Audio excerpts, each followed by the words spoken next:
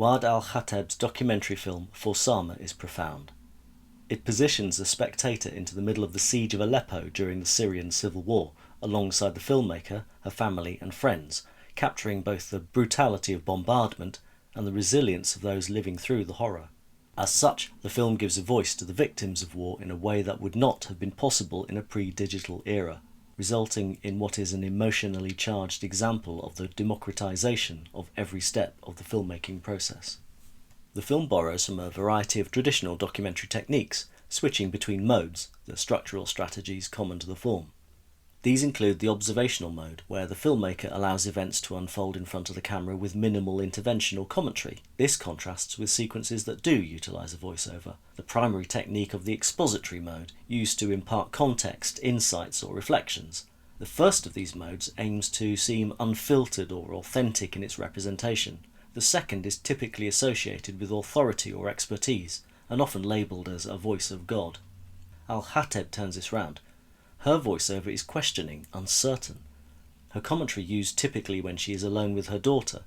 In speaking in the present tense, we are privy to her emotional and psychological state, and whether these insights were true recordings at the moment of filming or reflections added at a later point may suggest an element of artifice that doesn't undermine their poignancy.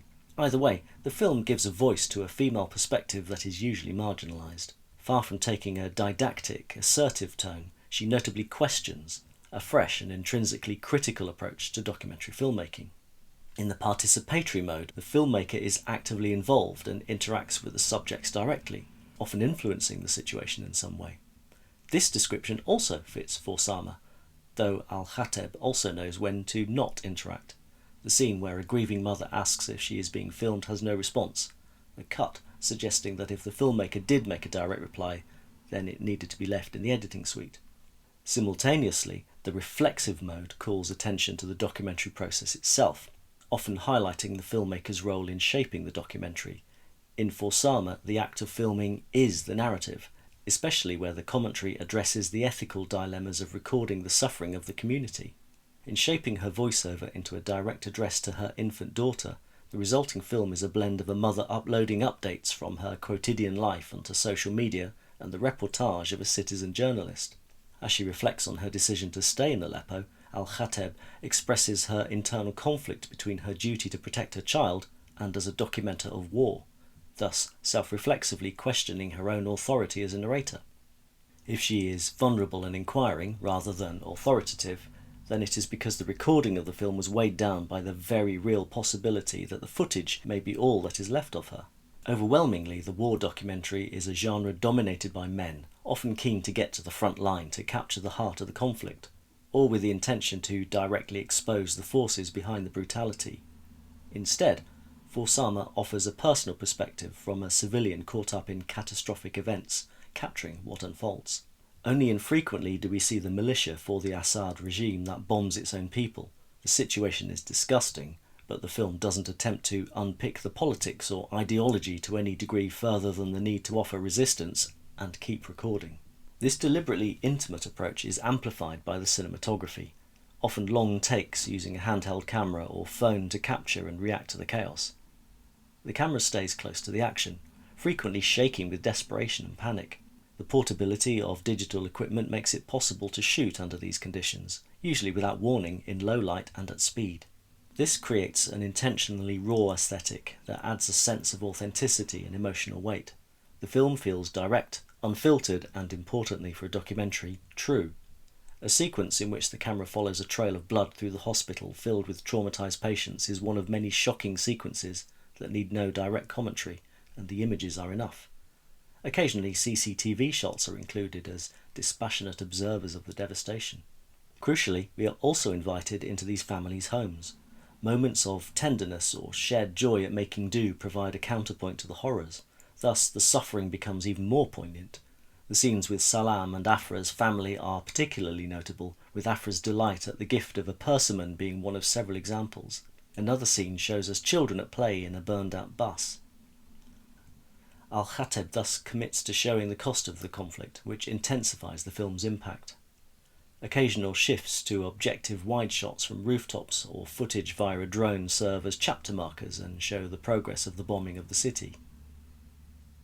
The structure is not exactly linear, instead juxtaposing the two non-concurrent narratives: the early life of Sama, the baby daughter to whom the narration of the film is directly addressed, and the broader events that affect the citizens of Aleppo during the siege, with the explosions and airstrikes frequently cutting through the intimate moments, reflecting the tension and trauma experienced by those living through it. This links to the pace of editing through shot duration, key to the overall aesthetic, blending medical crises with moments of reflection, a rhythm that mimics the emotional highs and lows of life in a war zone. Al-Hateb's constant filming meant that her subjects could forget her presence included her camera and behave in natural, unself-conscious ways. Look at the sequence where the men laugh as they warm their cold hands on an unexploded bomb. Almost unimaginable. The film's most astonishing scene is the emergency caesarean of a wounded woman. The medics frantically try to revive the unbreathing child, mercifully with success, and the extreme close-up when the baby's eyes open is powerful cinema. Inevitably, we cut from this miracle birth to Sama, a pattern maintained throughout. With fierce honesty, Al-Hateb even cuts from horrific scenes of dead or injured children to the living, healthy Sama. The inference is abundantly clear. The film's opening voiceover has Al-Hateb musing on her own youth and innocence over a Ken Burns effect of camera zoom over still photographs of herself, an immediately reflexive introduction. We cut to a big close-up of Sama, setting out the film's premise and structural strategy. The sudden cut to the hospital bombing with the camera dashing frantically round corridors immediately establishes the contrast as we hear Al-Hateb asking if Sama is safe. She is, in the cellar with her father.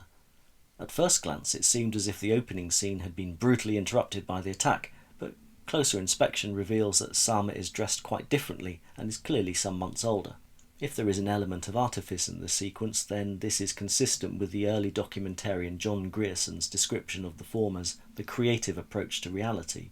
In this tradition, digital editing and post-production software allowed Al-Hateb and her editor Edward Watts to shape over 500 hours of footage into a coherent narrative. The flexibility and accessibility of digital tools in post-production were key to shaping the raw footage into the final form of the documentary. That those 500 hours of footage were able to be shot and stored or uploaded and shared on social media or with news outlets from a war zone is another way in which digital technology has benefited the possibilities open to the documentarian. The distribution technology playing an essential role in getting the film to a global audience. Thus, For Sama is an example of the democratization of filmmaking through digital technology. The fact that it was made at all, and the completed film's wide recognition, including international film festival screenings and a release on mainstream media platforms like Film 4, giving a voice to victims of atrocity, particularly female victims. If social media is too often used for misinformation, then For Sama reminds us of technology's capacity for revelation. The possibilities of digital post-production in shaping the film and creating this visual rhythm that captures both the horror and humanity of the experience are also of note. Digital editing allows the filmmakers to weave together different kinds of footage, phone videos, news footage, intimate personal moments, in ways that broaden the scope of the narrative. At one point we are shown Al-Hateb and her husband Hamza directly reporting to the world's media what they are experiencing, while Sama toddles in the foreground. Hamza is being interviewed by a news agency, and we see screenshots of Wad's footage, notably the miracle birth, on the Channel 4 News website. As well as being another self-reflexive moment, this exemplifies the film as both an amateur and professional production. By drawing from these documentary modes, For Sama creates a rich, multi-layered portrait of life in Aleppo during the siege, a powerful witness statement of the human cost of conflict. The film's conclusion, when the family are forced to leave Aleppo, is poignant. There is release from the immediate danger, but weighted with the distress of displacement and loss that haunts the refugee, another marginalised perspective. Overall, For Sama is a hugely important film. It exposes genocide.